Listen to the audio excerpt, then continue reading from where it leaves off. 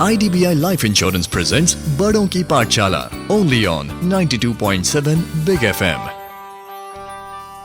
92.7 big FM पर मैं हूं दिलीप आपके साथ। आप सुन रहे हैं गाने जो हिट थे, हिट रहेंगे। सबसे पहले आप सभी को दशहरे की हार्दिक हार्दिक शुभकामनाएं।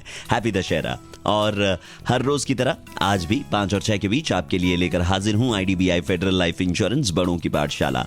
उम्मीद है कि बड़े यानी कि खासकर बच्चों के पेरेंट्स हमें सुन रहे होंगे। और ये बता दूं कि ये शो खासकर बड़ों के लिए है, जहां वो हमारे एक्सपर्ट्स के जरिए अपने बच्चों के भविष्य को बेहतर करने के बारे में कुछ टिप्स पा सकते हैं। तो आप भी कॉल करें 39927927 इसी नंबर पे अभी इसी वक्त, अगर आप बच्चों से जुड़ा हुआ कोई सवाल पूछना चाहते हैं। तो स्टूडियो में हमारे साथ हैं जानी मानी अभिनेत्री Raveena Tandon ji, eminent child psychologist doctor कशिश छाबरिया और जाने माने फाइनेंशियल एडवाइजर हेमंत रस्तगी साहब। स्वागत आप सभी का। और लीजिए आ गया पहला कॉल। अपने नाम के साथ सवाल पूछिए। मैं प्रियंका बोल रही हूँ। वैसे तो मेरी बेटी बहुत एक्टिव है, घर पे दिन भर उछल कूद करना, बक बक करना, इधर बात उधर बात, लोगों से बात करना, लेकिन बाहर कुछ नहीं करती, किसी को भी नहीं दिखाती। इतनी टैलेंटेड है पर पता नहीं बाहर जाके क्यों शांत हो जाती है, किसी से बात नहीं करती, रिजर्व लगने लगती है। ऐसा क्यों है? बढ़िया सवाल है प्रियंका जी आपका। रवीना जी, इस तरह का कुछ आपने भी फेस किया है कभी?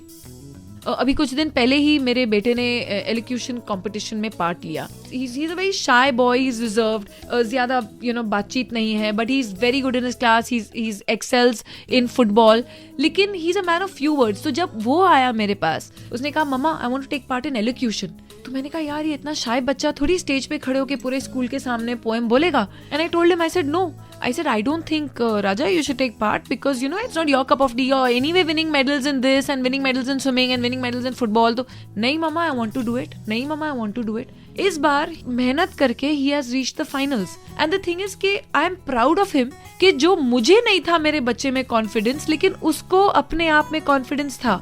और उसने मेहनत करके 8 साल के बच्चे ने, जो उसकी माँ कह रही है नहीं बेटा, I don't think you can do it, he has reached that point. तो I think this is something जो एक हर बच्चे में शायद अलग होता है।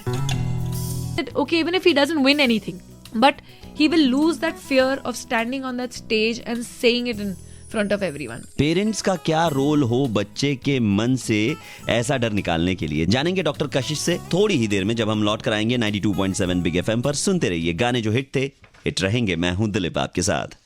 IDBI Life Insurance presents बड़ों की पाठशाला only on 92.7 Big FM।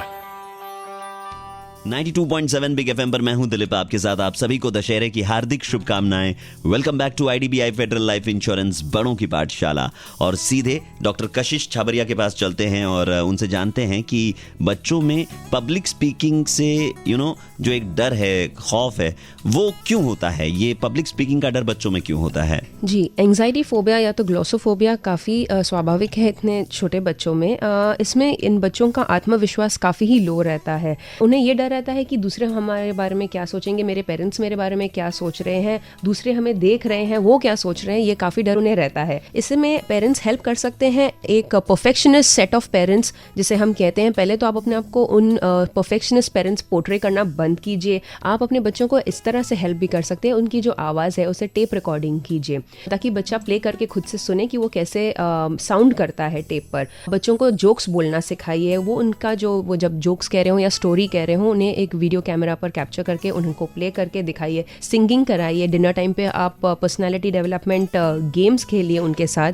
और हर रात डिनर के वक्त आप कोई भी 3 चीज़ें जो उसके साथ दिन में अच्छी हुई हों, आप और वो मिलकर शेयर करें।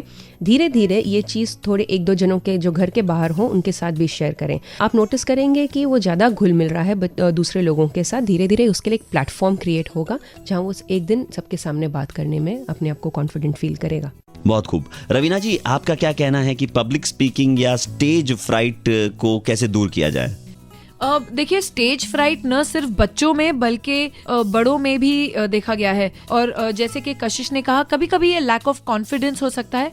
और ठीक मेरे साथ भी ऐसा कुछ हुआ था। पहली बार जब मैंने कैमरा फेस किया था, मुझे सिर्फ 2 लाइनें बोलनी थी, हाय डैडी, और उसमें भी मैंने कुछ 4-5 टेक्स कर लिए थे जस्ट टू से हाई डैडी, यू नो। तो मैं मिरर के सामने खड़े होकर करीब एटलीस्ट 10-15 डिफरेंट स्टाइल्स मैंने हाई डैडी प्रैक्टिस किए थे, तभी भी मैंने 3 रीटेक दिए। तो स्टेज फ्राइट इज समथिंग जो मुझे आज तक होता है। वैसे अगर मैं अपने बारे में बताऊं तो मुझे तो क्राउड देखकर थोड़ा अच्छा लगता है, बेहतर लगता है, और जहां ऐसा लगता है कि कोई नहीं देख रहा वहां थोड़ा कॉन्फिडेंस डगमगाने लगता है। मेरे मामले में थोड़ा उल्टा है। चलिए थोड़ी ही देर में हम लौट कर आएंगे 92.7 बिग एफएम पर, और हमारे साथ होंगे हेमंत रस्तगी साहब, जो बताएंगे कि बच्चों के फ्यूचर को सिक्योर करने के लिए कौन सी फाइनेंशियल टिप्स को अगर हम फॉलो करें तो बच्चों का भविष्य जो है वो सुनहरा हम बना सकते हैं। सुनते रहिए 92.7 बिग एफएम पर। आईडीबीआई फेडरल लाइफ इंश्योरेंस, बड़ों की पाठशाला। IDBI Life Insurance presents बड़ों की पाठशाला only on 92.7 Big FM। IDBI federal Life Insurance बड़ों की पाठशाला में मैं आपका फिर एक बार स्वागत करता हूं। मेरे साथ हैं हमारे पर्सनल फिनांस एक्सपर्ट हेमंत रस्तगी साहब। हेमंत जी, बहुत सारे सैलरीड लोगों के मन में ये सवाल आता है कि मेरे मन में भी ये आ रहा है कि इन्वेस्टमेंट के लिए कौन सा तरीका इस्तेमाल किया जा सकता है ताकि टैक्स सेविंग या टैक्स रिबेट ज्यादा मिले।